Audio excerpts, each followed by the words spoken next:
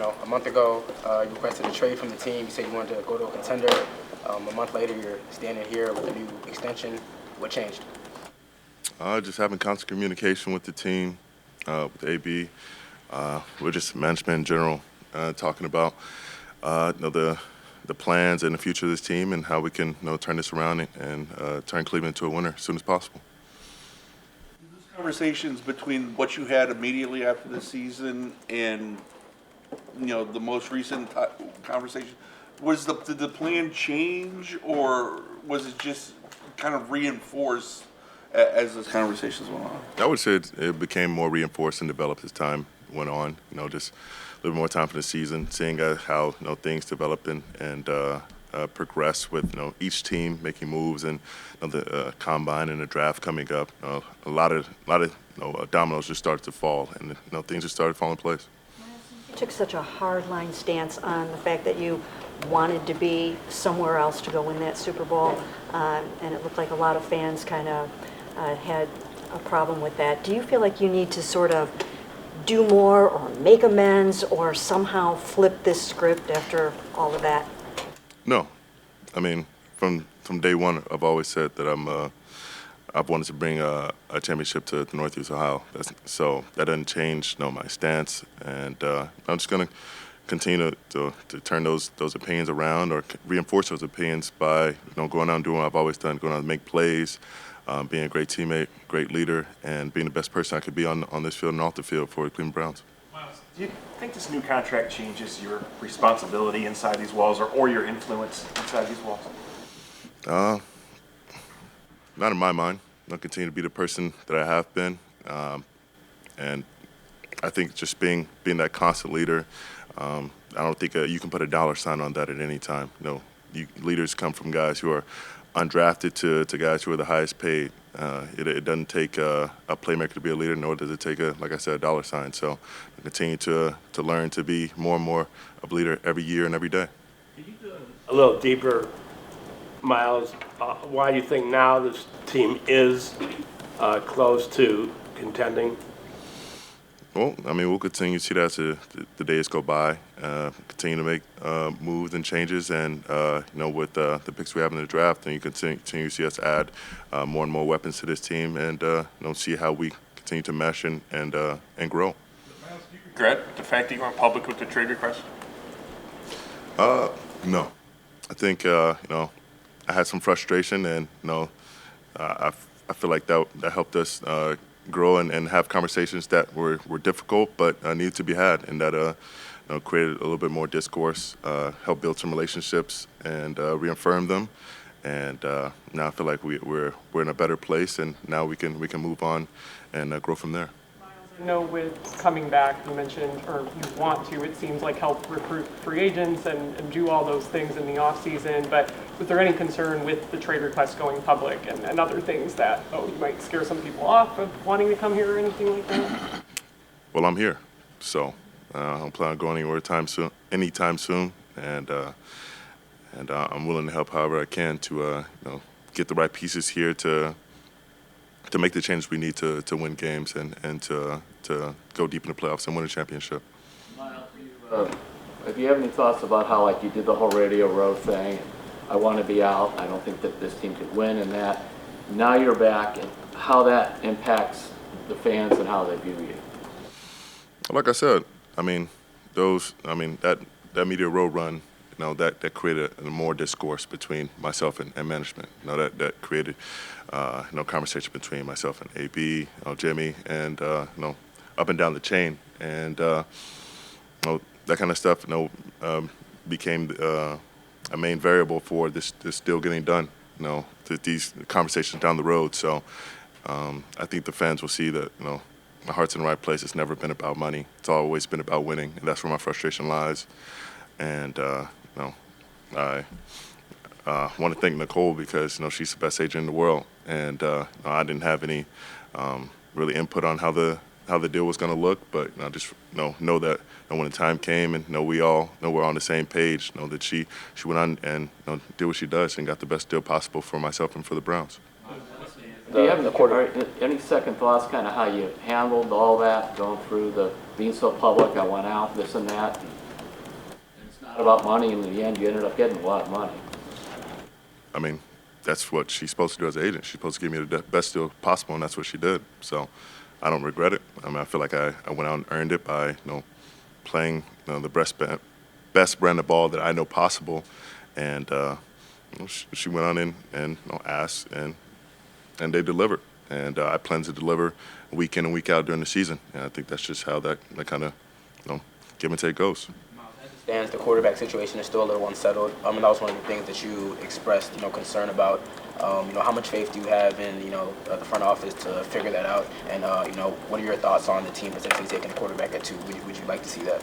Well, I mean, just leaning on AB and his expertise, and knowing that he has a plan on what this team and this offense will look like going forward, and he's going to put the best offense possible out there. He's gonna get a QB that we all continue to have faith in, and we're gonna go out and do our thing on defense. At various points throughout your career, you've had turning points, some adversity, and each time along the way, you've elevated your game, or seemingly elevated your game, grown from it, taken it up a notch. I'm just wondering, will this ordeal and the way that the Browns have rewarded you with this huge contract, do you think there will be another jump in leadership, on the field performance, and just everything else that you bring to the table? I mean, that's my expectation every year. So I don't think the turning points have as much to do about it as continue to meet with more people who have helped me along with my journey, my growth, physically and mentally, and this is exceptional part of the journey. I'm glad to still be here, but I plan to make a jump because that's just what I do. You said again, that's not about the money. You just said it again, Dave. But it looks like the whole thing was a long game for you to get more money. So how do you tell fans, no, that's not it? I don't tell fans anything. I go out there and prove it. If it's about the money, then I could just pack it in and not go out there and give my best effort. But I plan to be the best person possible in this locker room, be the best leader possible, and as well as dominating on Sundays, Mondays, and Thursdays. So that kind of mindset, remaining and being displayed on those days when everyone's watching, that really shows you what it's all about. Going out there and giving everything for those kind of wins, and what I've done year in and year out, that really proves it to the fans. No amount of words will. At what point did you become realigned with the organization? At what point did you know that you were going to? I mean, I can't put a specific point of conversation on it. It would just continue to talk, talk through things with my team, through AB, through Nicole, and just continue to give me more confidence in what we're building here. So, once I was really aligned with what we have going on, that's when I was ready to make the decision. Viewed all their intentions with the second pick, and did that impact your decision at all? Next question. You said the goal was never to go from Cleveland to Canton, but to compete and win a Super Bowl. Do you see yourself now finishing your career here as Brown? That's always my plan from the very beginning. I've wanted to stay with the team that I was drafted with, and I've always, like I said before, I wanted to bring a championship here. So that's something that's meant a lot to me. Even when I was coming from high school to college, being that one team guy, and having a place that feels like home. That you ingrain yourself in the community, and the Canton part sounds great. Players want to be in the Hall of Fame. That's a tremendous individual award, but communities and cities remember championships, and that's what I want to do. Jimmy not taking the meeting with you, was there a connection between that and the fact that this happened so soon after that? I mean, was that them showing you that, we're locking arms here and we want to keep you here, we are absolutely not trading you, or was there no connection between that and the end result? I mean, I would say that just the conversation opened up for me and AB to talk more, and Jimmy took a bit of a backseat, leaning on AB and our relationship, and I think that's for the better. You want to have a good relationship with your owner, but as well as your GM, and him and I have had many discussions and conversations over the years, and he helped me see what the future can really hold for us. So much about the desire to win a Super Bowl, contend for a Super Bowl. Do you think this team can do that? And then how will you handle it if there's struggles and it doesn't look like that's a possibility? If there's struggles, we go through it. We've went through struggles in the past, and as long as we're set on that being the goal, that's everyone's main focus, which has been shown that it is. Well, then I continue to try to find a way to get the most out of myself and my teammates, and out of this organization, because a deal like this isn't just for me to be a player on the field. It's for me to be a main focal point. It's for me to be an elevator to everyone in this building. Along those lines, in your original trade request, you talked about how much the city of Cleveland and Northeast Ohio meant to you. How difficult was that in the decision-making process, thinking about that you've called this home for so long, and then how much did that weigh into a desire to come back after these conversations? I mean, I feel like it gets pushed to the side a little bit. The difficulty of making a decision like that, and it doesn't make it ever any easier, with the record that we had, that kind of decision. So, at that moment, like making a trade request, came heavy-heartedly, because this is a place that I've loved. That's going to be my family, an organization that's grown to be and feel like family. So, when I said it, I don't regret what I said, but it did hurt, because this has felt like a community. They have received me with open arms, from day one, and I've given everything. So, wanted to make my voice heard loud and clear, and fortunately enough, it was. And just like family, sometimes you fight, and you have to go through things. You have to build through adversity, and we'll get through this, and we'll come out right on the other side. Go back to Scott's question really quick. I mean, in that Hard Knocks clip of you, and I think like the last episode, you had that line about you think that you guys are closer than a lot of people may think, despite 3-14. I guess now, what gives you that confidence? Can you elaborate on that a little bit? I don't want to go that into detail. Like I said earlier, we're leaning on the expertise of AB to put the right pieces in place. But I do understand what he's building. We've had multiple conversations about that, and I just know that I'm gonna do my part to get everyone online and on board with that goal and that message. Myles, were you here yesterday to recruit the quarterback, or did it just happen that way? Maybe a little bit of both. Yeah. What's your pitch? What's my pitch? I won't take him to the ground 3 or 4 times a year. Hey, Myles, in your mind, do you need to win a Super Bowl here for this to be the right decision for you to sign that extension?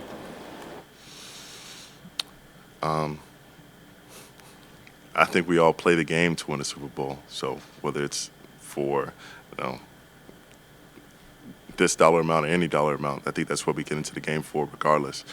So I'm not worried about whether that's the right decision or not. No, that's always been the plan since day one. Going through this experience and feeling the feeling of what it actually might be like for you not to be here anymore, and maybe not to have the Cleveland support or the community that you've had over these past 8 years. Do you feel now that you want to finish your career in Cleveland? And if so, might this be even more meaningful to you than ever before? I mean, as I said earlier, I've always wanted to end my career here. The team I started with, I wanted to end with, and with the contract now, that'll likely be how things go for as long as they'll have me. So I'm glad to be here, and I'm glad to have supported Cleveland. And for those who may have taken a step back, like I said, I'll continue to change their opinions with my play, and what I continue to do day in and day out. Myles, have you had any conversations with your teammates? Because obviously, you know, when you say you want to go somewhere to win the Super Bowl, they might think, does he think we're not good enough? You had conversations with them? Do you have to kind of explain things to them at all? Yeah, I mean, I had conversations with my teammates and, some of the leaders on the team as well as, my position room. And, they understand that it's part of the business and, they want to be successful as well. And, it's always difficult at the end of the season, when you underachieve and things don't go your way. And, I don't want to go understated how much, they had an impact on this decision to come back, with the things they had to say and the appeal they had, towards coming back and doing things over again and just making these minor tweaks that we saw that could make a massive difference. You talked during last year just how frustrating it was, the most frustrating season of your pro career.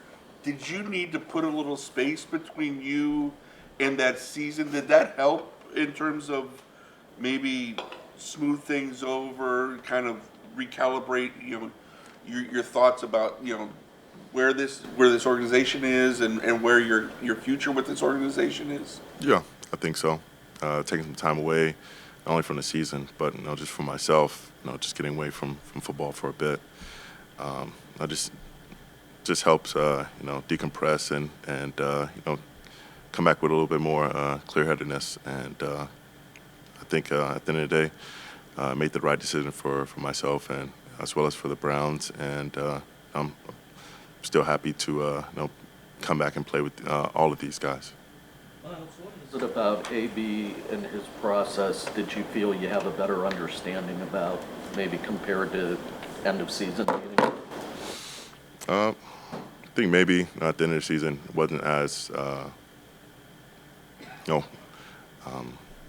level-headed as I wanted to be. Right after with still the emotions of the season still going on. I like to look at things pretty objectively, but as much as you can, just coming off a season that most of us will look at as a disappointment and underachieving, and continue to take more time and have a conversation with him, Nicole, and many other parts of the organization as well as my teammates, help me, kind of rest at this decision where I am now. You talk about changing the opinion of any fans that were bothered by the request. Were you bothered by any kind of backlash you might have received or felt? I didn't particularly look at the backlash. I really don't care to look at the news or social media like that. So I didn't see much of the opinions. But if there were any changed or any people that are disheartened by the news, well, look to change their minds. Go ahead, Mary Kay. I talked to Joe Thomas about how this might go, and he was pretty vocal about the fact that he thought that you staying here and finishing your career here would probably be, just better for you in every way than maybe going and being somewhere for 1 year or 2 years and even grabbing a Super Bowl ring somewhere else. Did you ever end up talking to Joe throughout any of this process, and if so, was he helpful? I believe I texted Joe just a bit early on, just getting his opinion on things, and he's always been a shoulder to lean on, for just good advice, knowing exactly where I am in this phase of my career and my life, and he's been in this position before, so he was just a good leader for myself at a young age. So I wanted to hear what he had to say.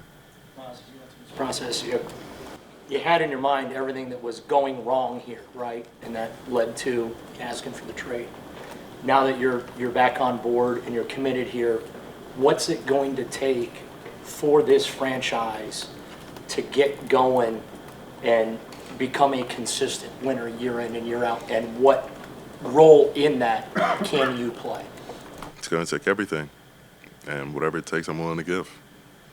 I want to be a winner. I want to bring a championship back to Cleveland. So, whether that's going out and recruiting, whether that's staying late, that's mentoring the young guys, just whatever it takes. I'm going to do it all because I don't want to come back here the same way we did after last season. I don't want that feeling ever again. I want to feel like we're taking more and more strides to that promised land. Couple more here. You've had that minority stake in the Cavs for a couple years now. I just wonder, with the new deal, have you considered possibly investing more there at some point? And have you talked to Donovan or Jarrett or any of your friends on the team throughout this request? I talked to a couple of the guys, and I wasn't really thinking about the business aspect of accepting this deal and trying to invest more into minority ownership. I was really focused on doing the best thing that's for us, my family, for my team, and ultimately for the Browns, and all this stuff. Other business endeavors or deals can come a bit later. Something you'd be open to potentially in the future? I think I'll be open to it in the future. Myles, Those next steps forward, what have the conversations been like with Jim Schwartz in that process too, and wanting to get this defense back to where you guys were like in 2023? I haven't talked to Jim. Talked to Jock about what we can get out of the D-line. Him always saying plays that are right there that we could have made, or just things we need to tweak, how we can really unleash guys, and things that just continue to make me more hopeful and put a smile on my face, because he's just so optimistic. He's so boisterous, and he really wants to get the best out of guys. He's really a player's coach, and I look forward to helping him develop these young men. Myles, when you realized you weren't going to be traded, and it sounds like you sort of made the decision, okay, I want to stay here. How did you feel when you say, okay, this is where I'm going, and what's coming next? I mean, I was always saw that as a possibility. So staying here, it wasn't like I had to be roped into it. This is a home, and this is my home. So I feel like at the end of the day, we're going to continue to make the best decision for ourselves, and how can we turn this into a winner, and those were the next conversations, and continue to have those, like I said, and continue to make it more and more clear how this could open up sooner rather than later. Russ Wilson would be a good addition to this team, and did you have a good conversation with him yesterday, and what's your role? And I know that you wanted to get back in time to be able to help lure some free agents, so how did it go yesterday? I think it went well.